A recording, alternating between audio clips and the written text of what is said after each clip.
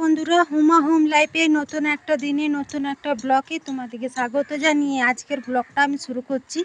তো বিয়ে বাড়ি থেকে চলে এসেছি পরশু দিন। কালকে আমি কোনো রকম ভিডিও করিনি, আজ থেকে আবার কন্টিনিউ করছি, কারণ দুদিন তো ভিডিও ছাড়িনি। সেই ভিডিওগুলো দুদিন ধরে পাবলিশ করলাম। আর আজ তো সপ্তাহে শুরু, সোমবার। তো আজকে এই মন্দিরে আজ তো তৃতীয় সোমবার। তো এবারে মন্দিরে একটু ভিড়টা কম আছে এইখানে। তো আজকে মনে হয় সবাই তারকেশ্বর, তারপরে আমাদের এখানে যে চন্দ্রচূড় বাবার মন্দির আছে, সবাই বাস করেছে। সকাল সকাল দেখলাম যে সবাই বাসে করে গেল। তো আজকে মন্দির একটু ফাঁকা আছে। তো ভিডিও শুরুতেই আমি তো এবছর জল ঢালতে পারছি না। তো ভিডিও শুরুতেই তোমাদেরকে বাবা দর্শন করে আজকের ভিডিওটা আমি শুরু করলাম। আমার সাথে থাকবে আর আমার ব্লগটা দেখতে থাকবে। আমার ব্লগটা তোমাদের কেমন লাগে অবশ্যই কিন্তু একটা কমেন্টের মাধ্যমে জানাতে ভুলো না। যদি ভালো লেগে থাকে তো অবশ্যই কিন্তু আমার চ্যানেলটাকে একটা লাইক করবে, কমেন্ট করবে, আর চ্যানেলটাকে অবশ্যই সাবস্ক্রাইব করে দিও। আর বিয়ে বাড়ি মানে যাওয়া মানেই তো কাচাকুচি থাকে, এসে পড়ে প্রচুর। তারপরে তো কালকে তো সকাল থেকে একবেলা বৃষ্টি হয়নি, তারপরে আবার বিকেল থেকে 3:30টার দিকে যে মানে বৃষ্টি নামালে একদম সন্ধ্যা 7টা পর্যন্ত খুব বৃষ্টি হলো। তো কালকে কনে যাত্রী ছিল, তো আমাদের এই সাইডে যেহেতু বিয়ে হয়েছে গৌরান্ডি লাইনে, তো ভাবলাম যাব। তো এত বৃষ্টি হলো, বৃষ্টির কারণে আর গেলাম না। তো ঠিক আছে, তো বিয়ে বাড়ি থেকে এসে সব কাচাকুচি হয়ে গেছে। এগুলো কালকে আবার সকাল সকাল রোদে দিয়েছি। তারপরেও আবার তো দুটো মেয়ে গেছিলো, আরও এক বালতি কেচেছি। তো স্নান টান করলাম। তো এইগুলো আবার নিচে দিয়ে দিই, কারণ নিচটা বেশ পরিষ্কারই আছে। আর এগুলো সব মেলি, ঘরের নিত্য পুজো দিই। মেয়েও স্কুল থেকে চলে এলো। তো চলো এই কাজগুলো পটাপট করে নিই। সমস্ত কিছু মেলে দিলাম। এইগুলো সাদা সাদা জামা, এগুলো 90% শুকনো হয়ে গেছে। আর এগুলো ভিজাগুলো আজকে তো শোকাবে না, আজকে যেহেতু রোদ দেয়নি, মেঘলা মেঘলা করছে। হাওয়াতে যতটুকু শোকাবে। এবারে নিচ থেকে জল নিয়ে আসি, ঠাকুরের বাসন ধুই, নিত্য পুজো করি।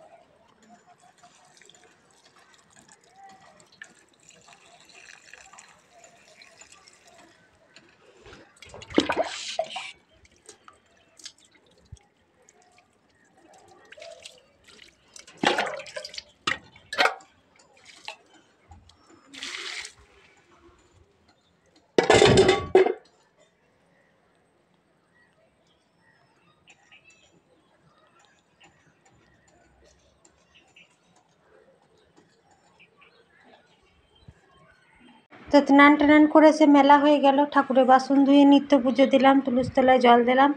তো হয়ে গেলে এবার ভাতটা বসিয়েছি। তারপরে আর টুকটাক রান্না করেছি, তোমার সাথে রান্না আজকে শেয়ার করলাম না। শরীরটা ভীষণ খারাপ লাগছে। ভাতে ওল দিয়েছিলাম, ওল মাখা করেছি, ডাল আর কুমড়ো আলুর সবজি।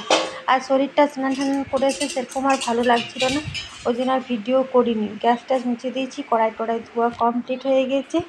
আর আজকে তো একটু হালকা রোদ দিল, আর রান্না হয়ে গেছে। ওই জন্য মেয়ে দুটোকে খেতে দিয়ে দিয়েছি। আর ওর তখন পরীক্ষা স্কুলে চালু হয়ে গেছে, যখন টাইম পাবে তখন এসে কিন্তু খাওয়া দাওয়া করে যাবে।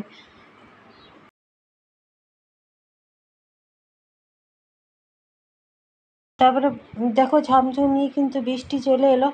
আর এখন তো পরীক্ষা চলছে, তো বাকি মেয়ে ছেলেগুলো কেউ যাবে না। তো ভাবছি কি করব। আর বৃষ্টিটা ভালোই হচ্ছে, আর মেয়ে ঘুমাচ্ছিল।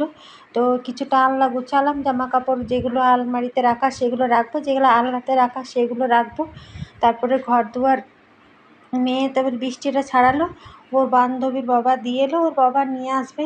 সেই ফাঁকে আমি ঘর দুয়ার ঝাড় দিয়ে দিলাম। আর মেয়ে কিন্তু এখনও পর্যন্ত খুব ঘুমাচ্ছে ছোটোটা। বান্ধবীর বাবা দিয়ে আসবে, ওই জন্য বৃষ্টিটা একটু থামলো। তো আর ওর বাবা এখন তো টাইম পাবে না, কারণ সন্ধ্যাবেলা আবার নিয়ে আসবে। আর বৃষ্টির জন্য সাইকেলে গেল না।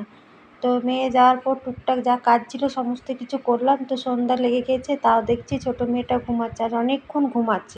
আর এদিকে সন্ধ্যা লেগে গেছে, তো আমি এখন সন্ধ্যা প্রদীপটা দিয়ে দিচ্ছি। তো ঠিকঠাক টাইমে সন্ধ্যা দিতে বেশ ভালো লাগে। তো এখন তো ভাদর মাস আর এসে শ্রাবণ মাসে এত দেরি, শ্রাবণ মাসে আর ভাদর মাসে কিন্তু তাড়াতাড়ি সন্ধ্যা লেগে যায়, সন্ধ্যা 6:30টার মধ্যেই কিন্তু সন্ধ্যা লেগে যায়।